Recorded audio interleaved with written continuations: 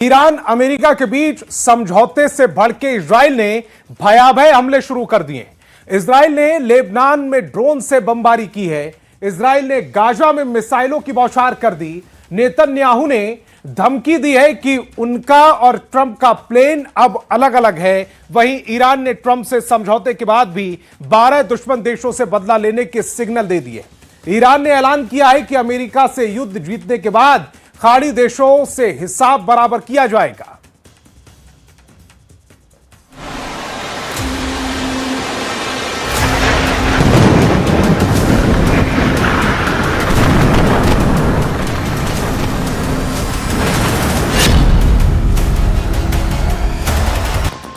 Israel ने Lebanon में final assault शुरू कर दिया है। मकसद है ज्यादा से ज्यादा इलाके पर कब्जा, ज्यादा से ज्यादा हिजबुल्लाह लड़ाकों का सफाया। वो भी तब जब अमेरिका ईरान ने समझौता कर लिया है। दोनों देशों के सुप्रीम लीडर ने समझौते पर मुहर लगा दी है। 39 दिनों का युद्ध, 110 दिनों बाद समझौता।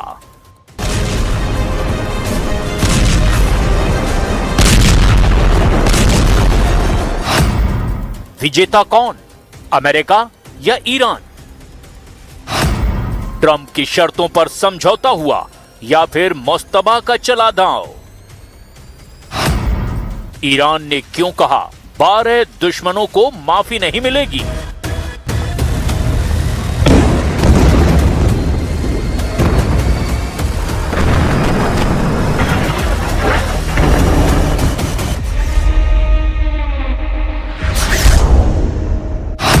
ये समझौता 60 दिनों तक युद्ध नहीं करने का हुआ है।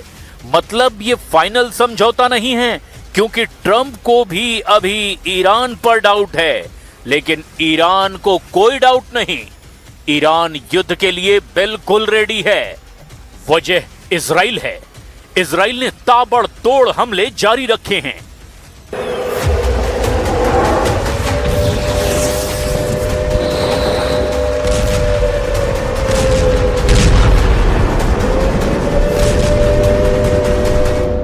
नेतन्याहू ने साफ कर दिया है कि वो इजराइल के सिक्योरिटी से कोई समझौता नहीं करेंगे।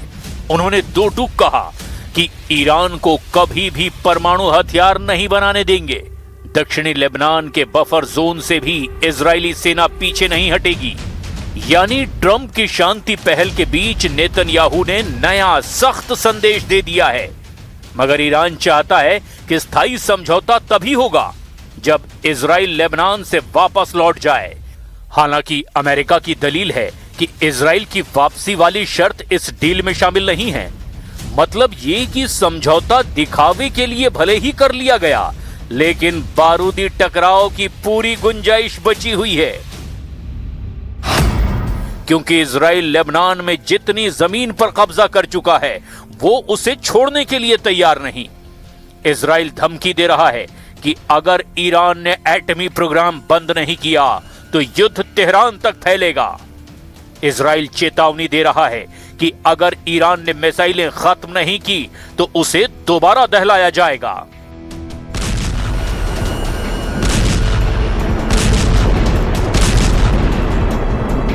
नेतन्याहू ने क्लियर कर दिया है कि अब ट्रंप से उनके फैसले मेल नहीं खा रहे हैं।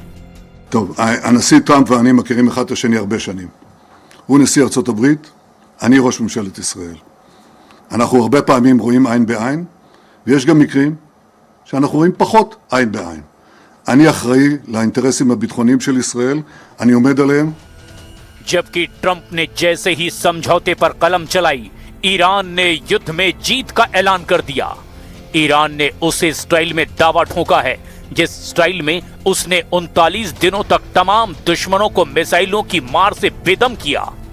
मसूद पजेश्कियन ने समझौता होने के बाद कहा, ये एक ऐतिहासिक दस्तावेज है और एक शक्तिशाली ईरान का संदेश है। शांति केवल परस्पर सम्मान की छाया में ही साकार होगी। ईरान का इस्लामी गणराज्य अपनी गरिमा और स्वतंत्रता को बनाए रखे हुए है। वैश्विक शांति, प्रगति और क्षेत्रीय सहयोग के प्रति हमेशा प्रतिबद्ध और दृढ़ रहेगा। ईरान की लीडरशिप की तरफ से आ रहे बयानों से बिल्कुल साफ होता जा रहा है कि ये समझौता ईरान की शर्तों पर हुआ है। समझौते की डिटेल बता रही है कि सुप्रीम लीडर मुस्तफा खामनेई अब अरब वर्ल्ड के नए बॉस हैं, क्योंकि अमेरिका से उन्होंने अपनी हर शर्त मनवा ली है। जैसे ईरान शिया मुस्लिम देशों में जितने चाहे उतने लड़ाका ग्रुप बना सकता है। ईरान जब भी मुश्किल में फंसेगा वो हॉर्मुज को हथियार की तरह इस्तेमाल कर सकता है। ईरान सऊदी अरब, यूएई और कतर जैसे दुश्मनों के पर कतर सकता है। कुवैत, बहरीन और ओमान को ईरान अपने ग्रुप में जोड़ सकता है। इन सबसे खतरनाक प्लान यह है कि अब रूस चीन को ईरान खाड़ी में फुल स्पेस दे सकता है। ईरान अरब वर्ल्ड का सबसे पावरफुल देश बन चुका है। अमेरिका को घुटने पर लाने के बाद ईरान उन दुश्मनों से बदला लेने की तैयारी कर सकता है जिन्होंने युद्ध में अमेरिका को मदद पहुंचाई है। दुश्मनों की लिस्ट में वही देश हैं जहां अमेरिका के सैन्य अड्डे हैं। ट्रंप से डील करने के बाद ईरान के टारगेट पर सऊदी अरब के आने का नंबर पहला होगा, क्योंकि प्रिंस सलमान पर ईरान ने युद्ध भड़काने के आरोप लगाए हैं। सऊदी अरब से निपटने के बाद ईरान बहरीन को अपने मिसाइलों का जोर दिखा सकता है, क्योंकि बहरीन ने ईरान पर आंतरिक मामलों में दखलंदाजी के आरोप लगाए। ईरान बहरीन का फारस की खाड़ी में टकराव है। कुवैत को भी ईरान कुचलने का प्लान बना सकता है, क्योंकि कुवैत में अमेरिकी हथियारों का बहुत बड़ा जमावड़ा है। इसके साथ ही संयुक्त अरब अमीरात को ईरान सबसे सख्त सजा दे सकता है।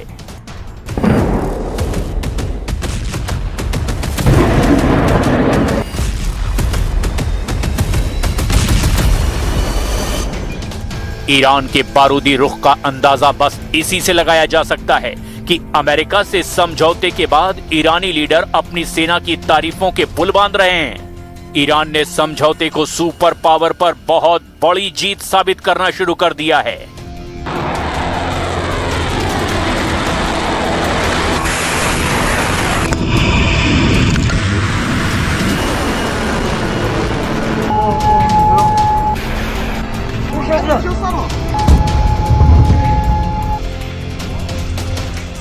که این علم پیروزی میدان که دشمنان ما هم گفتن و دوستان ما هم دیدن، ملت ما هم یه عظمت رو دیدن که نیروهای مسلح ما हकीकत तो यही है कि फिलहाल ईरान के पास बढ़त है, अमेरिका बैकफुट पर है, लेकिन इस वॉर गेम का असल प्लेयर इजराइल है, जिसका मकसद सिर्फ एक है, वो है ईरान में तख्ता पलट, ईरान के एटमी प्रोग्राम का पूरी तरह से खात्मा, ईरान की मिसाइल पावर का पूरी तरह से सफाया। इजराइल अपनी कोशिशें जारी रखे हुए है। हालांकि अमेरिका के बिना इजराइल कितना कामयाब होगा ये कहना मुश्किल है। मुमकिन ये भी है कि इजराइल से बदला लेने के लिए ईरान ऑपरेशन नेगेव एक्टिव कर दे।